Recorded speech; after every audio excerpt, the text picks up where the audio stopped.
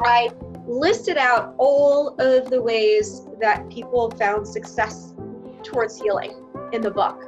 And then I matched that to what did I do as a program manager at Microsoft? What did I do as an entrepreneur? What do I do in my relationships? What do I do to be happy? And it's the same success strategies all around. And that's where this gets to be fun, when they say how you do one thing is how you do everything. What's up, fitness fans? Welcome back to the Future of Fitness podcast and interview series. This is your host, Eric Malzone, and this is episode number 59. I talked to Avital Miller. So we are both spent a lot of time in Santa Barbara in our lives, and her story is interesting. So she has a book coming out.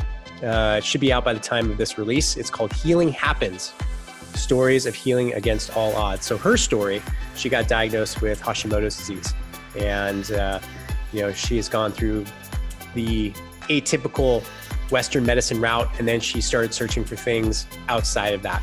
Her journey has brought her to India, where she met some healers and all kinds of people all over the world, healers from all over the world. And she's gathered all these stories of really, like the book says, healing against all odds. So it's a great story.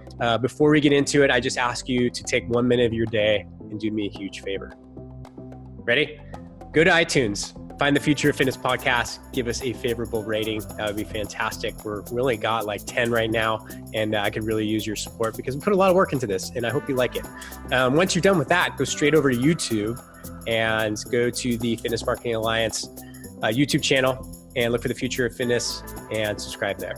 That's it. Under a minute. Guarantee it. If you can't do it in a minute, then you got to work on your fitness. So, without further ado, this is Avital Miller. I hope you enjoy it. It's a great story. Off we go. Hey, fitness friends. Welcome back to the Future of Fitness podcast interview series. This is Eric, and today I am with Avital Miller. Welcome to the show. Thank you so much. It's so exciting to be here amongst all the wonderful fitness professionals. Yeah, I'm excited. You and I have talked quite a bit before the recording, and your story is a good one. And so let's dive right into that. Tell everybody your story, some of your background, and then we'll get into what you're up to nowadays. Yeah, well, I'd love sharing my story because a lot of people ask me what a former program manager at Microsoft is doing involved with healing. And the truth is that Microsoft didn't feel like my passion, and I became a fitness professional. Some of you fitness professionals might relate. You might have had another career before being involved with fitness. But I grew up as a gymnast and dancer. It was a very natural thing for me to go into. And I very quickly became a teacher trainer, a fitness director. I had my own business leading outdoor yoga and hiking trips. And I was teaching 25 to 30 classes a week all over town. So I started to get nicknamed the Energizer Bunny. But Energizer Bunny didn't last. And this was a huge devastation to me because even as a kid in preschool, I didn't nap. I just patiently waited on the cot until nap time was over. But there I am taking my first nap. And I know that sounds silly to a lot of people. A lot of people nap, but it wasn't just a nap. It was your body weighing like a ton of bricks. And when I would fall asleep, it could be easily for an hour or two, and it would be really, really hard to pull myself out of that. And then my beautiful long hair was falling out. My muscles were turning to fat. And this is where it gets interesting. We get lucky oftentimes as teachers, depending on what you're teaching, you don't have to do things as long as the students. So none of them needed to know that I was becoming weaker than them. But you can imagine as fitness professionals, if you started to get weaker than your students or your clients, you would get a little concerned about the future of your career and what's going on with your body. I did what many of us would do. I went to the doctor and got a diagnosis. The diagnosis was Hashimoto's, an autoimmune disorder that has to do with the thyroid gland. So there's also hypothyroidism and a few other diagnoses in the mix there. And then they gave me a huge dosage of medication, a handful of supplements. They sent me out the door saying, that's it for life. This is a lifelong thing and there's nothing you can do about it. Just take this medicine. At the time, I believed the doctors. What else was I to know? That's that has to be my life. But I thought, if this is my life, I'm going to do my best with it. And I started reading online, reading books. I started going to all different types of medical practitioners. I even went to India and studied one-on-one with an Ayurvedic doctor for 2 months.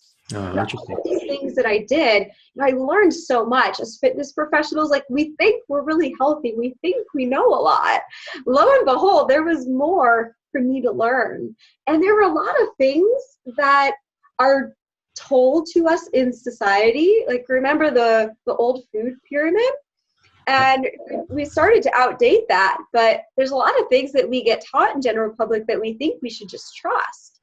But sometimes we need to do a little more research and dig a little deeper to understand these things. And that was one of my first just eye-openers. Like, oh my gosh, there's all these chemicals in my home and that I'm putting in my body that are not good for me. And I just changed a lot in my health as soon as I started making those changes. And I got rid of things that I was allergic to. And I watched out from over-exercising. That's very easy for fitness professionals to do. And making sure that I'm getting sleep at the right time at night. So those are some of the physical things that I was doing. But then I would just look at what's going on with myself when my energy's high, when my energy's low.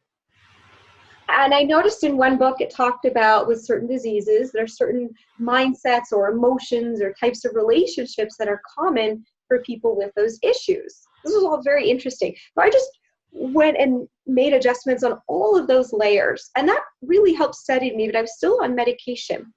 Now this is when it gets interesting, because I moved into a yoga community and started meditating regularly. A couple months in, you'd think I'm feeling amazing. I felt awful. So I went to the doctor. And the doctor's like, well, the reason you feel awful is because you're overdosed on your medication. They lowered my medication. And I leveled out. And then a couple of months later again, not feeling well. Back to the doctor. Run the tests. Yeah, you're overdosed on your medication again. Lower the medication. This actually went on for 4 years. Wow. So it wasn't a quick, like, overnight, oh, you're off medication. And I'll be honest too, I was off medication for 4 years as well. And then about a year ago, I had a virus. And so that impacted my system overall. And they put me on thyroid medication. And I was a little nervous about it, but I could, feel that my body needed that support. And I had to learn even just to accept, what's going on with the body and how do we work with ourselves, and to know that happiness is really the biggest key, and to figure out what's the right balance, but not to look up or down at any type of medical system that's out there. And this may sound a little woo-woo to some people, but because I'm coming out quite a bit more as a professional speaker than I was before. Of course, teaching that many classes a week, you're speaking a lot, but now it's a little more sincere because I'm sharing my own story. And I went to this medical intuitive, and she said, actually, you need the thyroid medicine right now just because you're communicating more. Thyroid is in the throat. And if you believe in the yoga stuff, that's the throat chakra. That's an energy center of communication. So this is also just a boost to help me communicate better. But when I did my recent tests with the doctor, everything is very, very level, and it's becoming more and more even keel. So I hate to be devastating and say, oh, I'm off medication for life. It didn't end up being for life for me, and I'm not on as much medication as before, and I might not be on the medication permanently. But in the meantime of all this happening, I ran into more extreme stories than mine of people who have had changes that they've seen for over 10 or 15 years. And these were people who were told they're going to die in a few months or even a few hours. But yet it's years later that I'm meeting them and they're fully healthy. Wow. So that, that put that question in my head, well, what are all those people doing? I know what I did. I looked at all these different layers of healing. What are those people doing?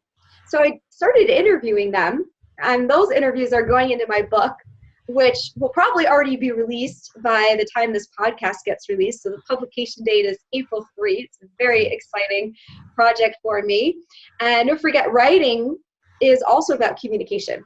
Yep. So extra support for the thyroid there for sharing these stories. The book is called Healing Happens, Stories of Healing Against All Odds. Now, this is what I did after I wrote the book. I listed out all of the ways that people found success towards healing in the book. And then I matched that to, what did I do as a program manager at Microsoft? What did I do as an entrepreneur? What do I do in my relationships? What do I do to be happy? And it's the same success strategies all around.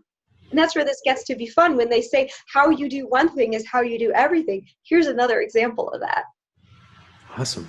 So through all of your travels and looking for answers, what was there a particular, a style of medicine or anything that was even more impactful than the others? Oh, this is funny. I'd actually like to say the style of medicine is no medicine. No natural healing technique, no Eastern medicine, because the most important thing is to have happiness and livelihood. And when I pull out the 4 key success strategies from the book, the number 1 is reason to live. And a lot of people know this who've had health issues, that it could very easily become their life. And it can be a full-time job taking care of all the medical stuff that needs to be done, especially with the more serious issues. Mm-hmm. And then you don't have a life anymore. And there's this reminder of reason to live, so that we actually can, we don't just do all these medical things to live, but we actually remember why we want to live. And we take advantage of that. But interestingly, the thing that healed people, some of them the most, was when they had a reason to live. I interviewed Dr. Bernie Siegel, who's fairly well known for just treating thousands and thousands of patients. And he realized very early on that people were healing in ways it wasn't expected. There was a protocol for healing for cancer called EPOH, E-P-O-H. And the doctor who was treating people with that reversed the letters and made it HOPE. So when he said to his patients, this is the HOPE protocol, all of a sudden more people were healing. Sure. And then there's all these cute stories that Dr. Bernie Siegel found, like people who, like a woman was waiting for her kids to grow up. And as soon as the last one was out of the home, then she passed away. She should have died like 15 years earlier than that. And then there was a person whose husband really relied on her to take care of things. And they finally just came to this agreement that, because she was ready to die, but he wasn't letting go. They came to this agreement, okay, she's going to teach him how to do everything. And then he came at a certain point, he said, all right, like, I know it all. I don't want to, hang on to you. If you're ready to go, you could go. And then that's it. She's like, all right, well, the kids are coming tomorrow, so I'll wait a couple days and then I'll die. Yeah. So I'm curious, there's, a lot of people I'm sure feel that they have a book inside of them, right? Mm-hmm. Talk to us about that process. What prompted you to write the book? Did you have mentors who urged you to do it, or how did you come up with the topic? Give us insight into that process. Yeah, this is a really fun process, and I can address a couple things of what built into me doing a book and this specific book. Believe it or not, I started when I was about 5 years old, telling my mother that I wanted to write an autobiography. Little did I know that I would have an interesting life or anything to share. So of course I had to live life first. But I started to go to all of these personal development training programs. And they're always promoting writing a book, because today books are often like business cards. They're a huge way to get your message out and to build credibility. So anybody who's an entrepreneur in business if you're going to any business development programs, you probably are already getting encouraged to write a book. But they'd always have us raise your hand if you've been wanting to write a book for a year. I'd raise my hand. 5 years. My hand's still up. 10 years. 15, 20, 35. And they look at me and they go, well, how old are you? Because my hand's still up. So it's been a lifelong dream to write a book. And the other thing that happened was when I was living at this yoga community, I was the sales and marketing director at the book publishing company. So there I am now, surrounded in books, but I'm sharing somebody else's message. And once I started having my own messages, I couldn't do it anymore. I couldn't just share somebody else's books. But here I was imbibed with the energy of books and starting to know how to put out books myself, because there I am in the office doing it. And it's a small company. So I got to see things happening in other areas. So that's the next thing that happens is I just, the passion for writing is getting stronger. And I started a blog during that time and just loved sharing messages.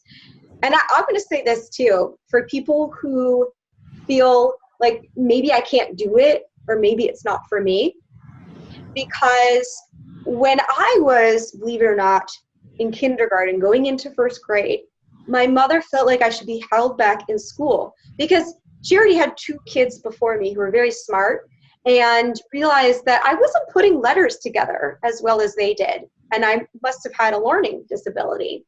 And I went through all this testing, and they said, you know what, we feel like she's fine to go into first grade, but she needs a tutor.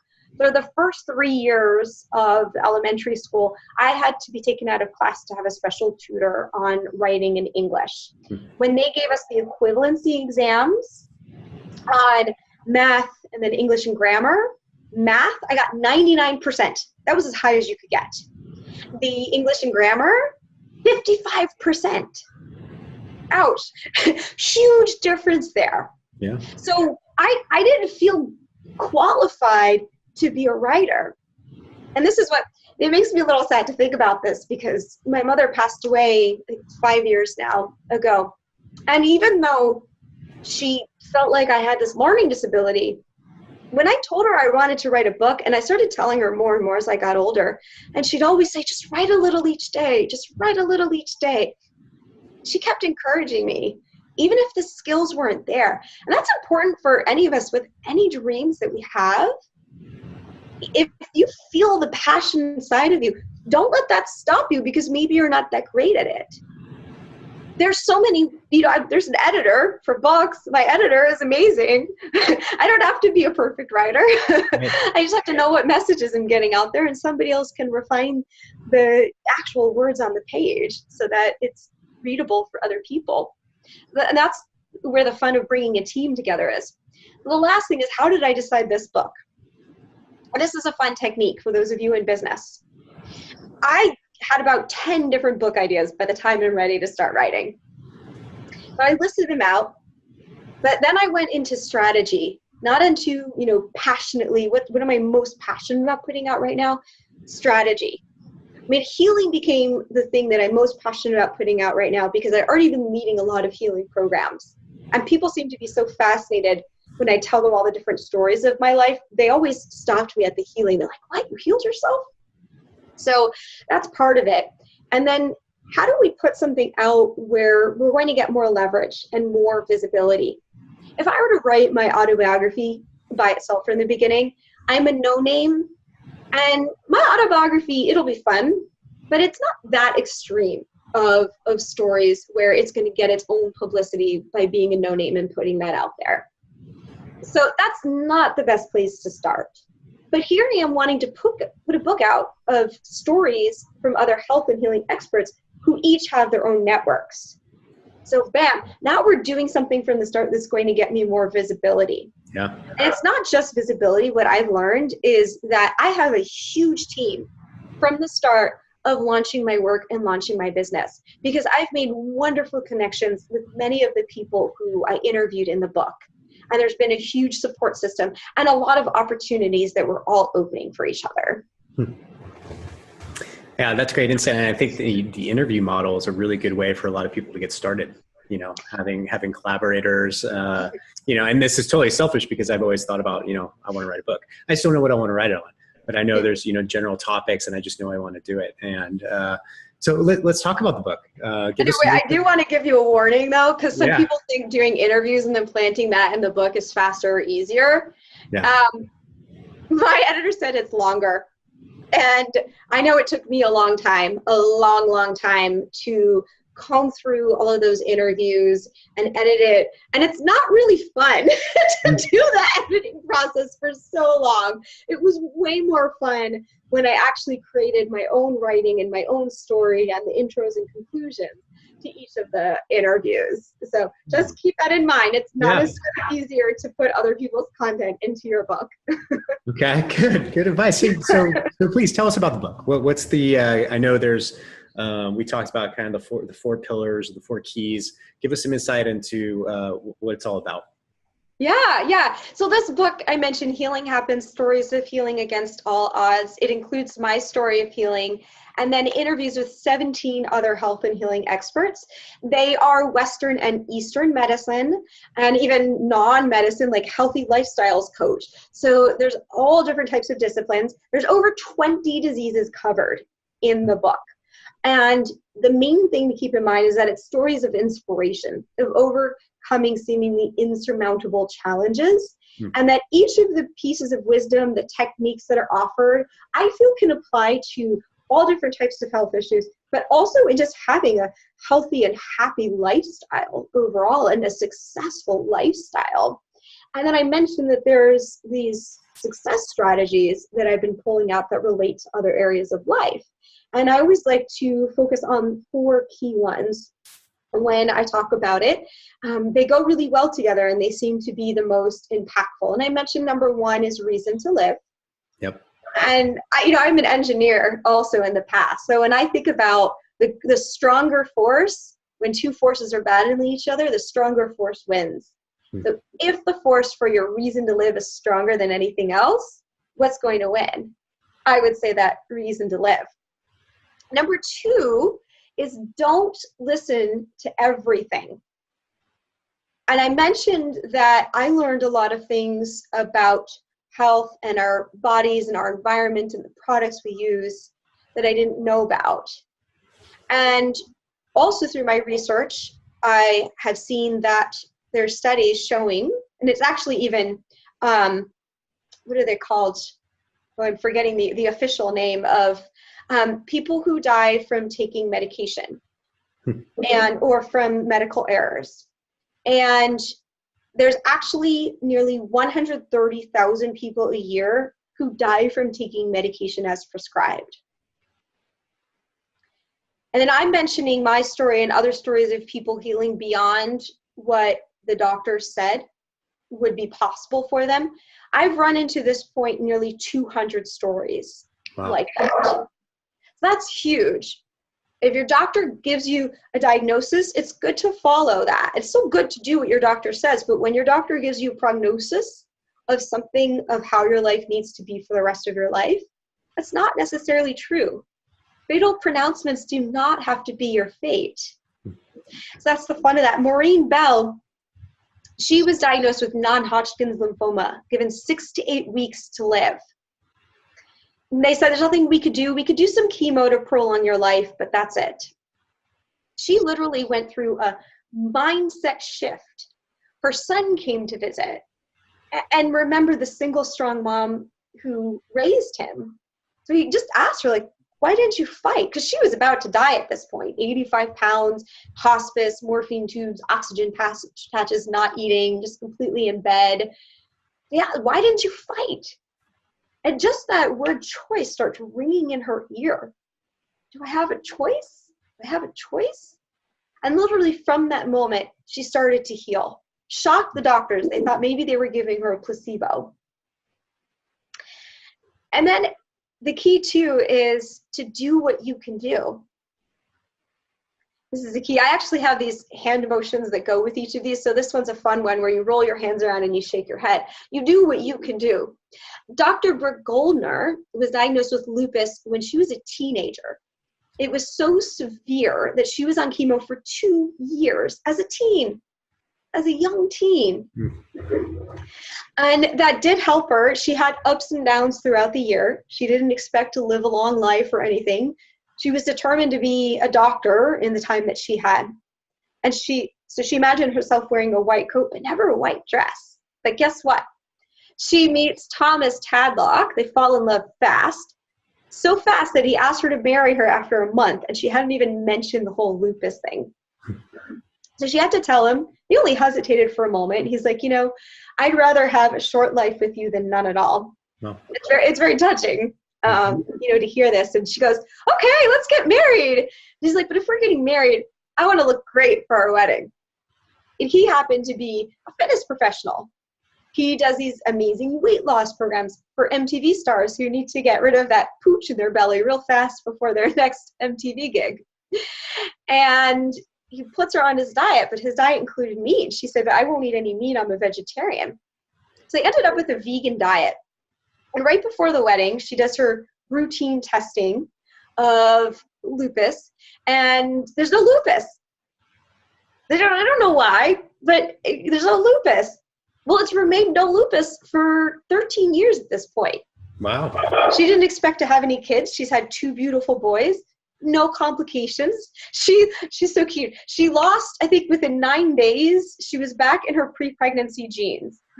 So this diet helps people lose weight quickly. It helps the metabolism. It helps them heal. But they researched this diet on tons of other people and have been helping tons of other people, especially with autoimmune disorders.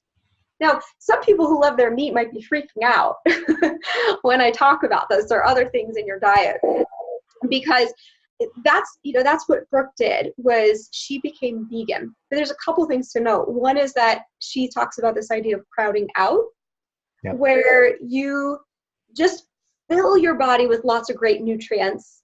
And then if you have some of the other things you really, really like, that's okay. Just make sure you get the good stuff in there. But what she's doing is she's feeding the body with what we're made of. Some of you might have noticed my article in the Fitness Professional online called Big Picture Principle, 3-Step System to Simplify Your Client's Diet Plan. So number 1, what I'm talking about, what our bodies are mostly made of, is water. So we're going to have things that are highly processed, that are dehydrated. We're getting further from what the body's actually made of. So part of the vegan diet is just eating more raw, more natural foods. It's easier for the body to process. But here's the thing, also those of you that dread making any changes in your diet. We all need a different diet for our own selves. Number 2, I use the word properitarian. And that literally means eating right for your blood type, you could say. And I studied Ayurveda, and Chinese medicine does something similar, where you look at what's somebody's energetic balance in terms of comparing to earth, air, water, fire, ether, and what balance works for your natural state. And Maureen Bell, she did not heal by having a vegan diet. She used her intuition on what to eat. The fun thing is she actually had to encourage her appetite, so she'd watch cooking shows, and then her sister would just cook quickly whatever came up on the cooking show as soon as she got hungry. So she was also tuning in intuitively. She was eating what was appealing to her according to appearance and aroma. And that's number 3 in that 3-step system for choosing the right diet. What's your personal preference? Because if you eat something because you're told it's healthy and you don't like it, that's toxic for your body. Remember, negative emotions create toxins in the body. So even just having a negative emotion while you eat something, that's toxic. But your body has a certain amount of intuition as to what is right for it. Awesome. So that's amazing. So you got the book. It's coming out in April. You also have a lot of other things going on too. You have a conference coming up. Tell us about that. Okay. Well, I've got a couple conferences coming up. One of them is my creation with a group of women. And some of you might have noticed there's so much more collaboration that happens today than used to be. Mm-hmm. And sometimes they come out of just a casual discussion of, hey, this sounds fun. Now we've got 6 amazing women, best-selling authors and TED Talk speakers coming together for the Feminine Power Project. That is on May 12th in Denver. And we're creating the sense of balance for our overall lifestyle with a special emphasis on health and wealth. A lot of the people speaking are involved with healing, like myself, and then also with business development. And it's healing for ourselves, as I mentioned, if we're really doing our reason to live and we're finding ways to be successful at it. So that's part of what we're going to help people set people up for. The other program, I'm actually going to be doing a lot of programs coming up, but the other program to note is Imagination IQ, which also happens in Denver. That's May 18 through 20. And the more I find out about this program, the more I find out that it's probably going to be the most fun and creative way to develop your business that I've ever seen. And at this program, I'm not just speaking about these success strategies, but I am also performing in themed plays. And when I found out about these plays, that's when I got really excited about this experience, because it is interactive. We're actually not allowed to let people sit for more than 30 minutes. Okay. So this is about experiential learning, gamification, how we're going to retain information in the best possible way. So we have some really fun themes coming up from movies that you've heard of. Part of my homework is watching movies to get ready for this event. I am going to be leading yoga and meditation, and I might also be performing dance. A little surprise in there. We'll see if I can squeeze that in. So that's called Imagination IQ, and I actually made a really easy URL to look that up. It's just healinghappens.biz, B-I-Z. Okay. That takes you straight to my affiliate link. So you can check that out. And you can connect with me directly and with Dan Fowler, the founder. He's known as the Imagination Engineer. I love following him on Facebook because he's always expanding and opening my mind beyond what many of his great gurus that I've been with and all these other, mentors that I've seen. So he's a really, really fun person to have in my network. And just to rewind, for the Feminine Power Project, we did create femininepowerproject.com as the URL for that. So you're welcome to check that out. And I would love to have any of you as part of either of those experiences. At Imagination IQ, we're going to be doing a lot of networking and collaboration. So this is a great time to expand your network, but also to continue to cultivate your team. The speaker team has already shown me that there's a huge amount of collaboration and networking and support happening. We actually meet once a month as a group, and then we meet individually a lot as well. Just no agenda, just to see how we can help each other. And we've been creating all these connections for each other. So both of those are really, really awesome opportunities. I would love for people to be involved with them. Yeah, that's great. Where do people find you, Avital? Where do people find you? Me? Okay. What I recommend, first of all, is that you go to healinghappensbook.com. Okay. And you check out Healing Happens, Stories of Healing Against All Odds. I haven't actually finalized how I'm doing the new web page, but I'll probably have a free gift on there for you, a chapter either in written or audio form, and then that will link you to where you can actually purchase the book.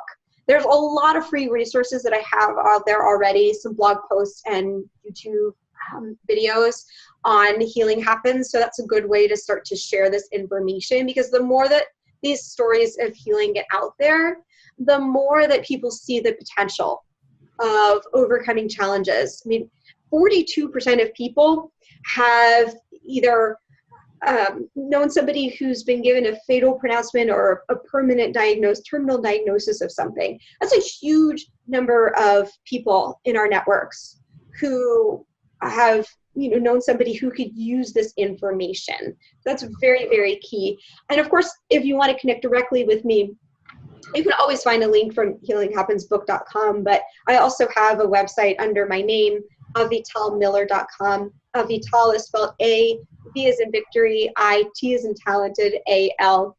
I love using those letters because it always cracks people up on the phone when they ask me to spell my name. Yeah, that's good. Awesome. Well, these are great stories. And I appreciate you getting them out there. I think it's really important for people to start opening up their minds to different possibilities, different ways to heal. And it's a really cool topic. So thank you for coming on. And I'm sure, we will be hearing a lot more from you. I have a strong feeling. So wonderful. I'd be happy to share. And thank you so, so much for having me on here today, Eric. You're very welcome. We'll talk soon. All right. Hey, fitness fans, don't leave yet. This is your host, Eric Malzone, and I want to personally thank you for your support and listening to the Future of Fitness podcast and interview series. If you have a few minutes, I would greatly appreciate if you went to iTunes and gave us a favorable rating, as well as go to our YouTube channel and subscribe there. That'd be fantastic. If you know of anybody who'd be a great fit for this show as a guest, please hit me up at eric@fitnessmarketingalliance.com. That's Eric with a C. Also, I have 3 questions for you. Number 1, are you a fitness professional who's been in the industry for over 7 years? Question number 2, do you have an online revenue stream or multiple online revenue streams? Question number 3, are you ready to break loose from your local market and take advantage of all of the opportunity out there in the online world? If you are, I want you to go to fitnessmarketingalliance.com/mastermind. This will lead you to our Level Up Mastermind group and all the information that you need to know.